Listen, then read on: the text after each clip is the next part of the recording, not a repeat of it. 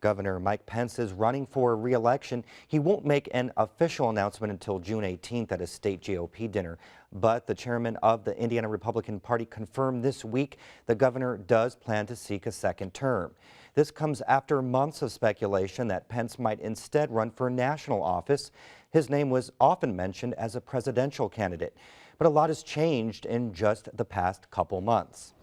For more analysis, we go to State House reporter Brandon Smith at the Capitol. Brandon, what prompted the governor's decision to run for re-election instead of throwing his hat in the ring for president? Well, we can't know for sure what was in the governor's head, but recent controversies, including the near creation of what appeared to be a state-run news agency, and of course all the backlash surrounding the Religious Freedom Restoration Act, really silenced much talk of a national presidential run. And the day after session, though Pence didn't confirm his re-election bid, he did note he's been preparing for a second run for governor since he took office.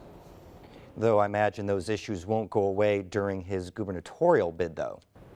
Not at all, though there is some question of how fresh they'll be in voters' minds since the election is a long way away. Now, recent poll numbers do suggest that Pence might be in some trouble, but it's worth noting that Mitch Daniels had similar numbers before his re-election campaign, and of course, he went on to a landslide victory.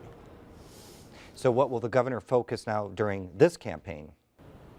It will likely be in part what he's trumpeted so far in his time in office, signing into law hundreds of millions in tax cuts his first year, leading the way in creating a state-funded preschool pilot program, and providing health care to 300,000 uninsured Hoosiers through his HIP 2.0 program. Do you think those accomplishments that will be enough to win him re-election? Well, that depends a little on who he's running against. One potential opponent is John Gregg, the former Speaker of the House, who ran against Pence in 2012 and only lost by 3 percentage points. There's also talk State Superintendent Glenda Ritz might get into the race, and she'd bring with her a mountain of support from teachers. Worth noting is that recent history is on Pence's side. It's been 40 years since an Indiana governor wasn't elected to consecutive terms, when Edgar Whitcomb opted not to run for re-election. Okay, thank you, Brandon.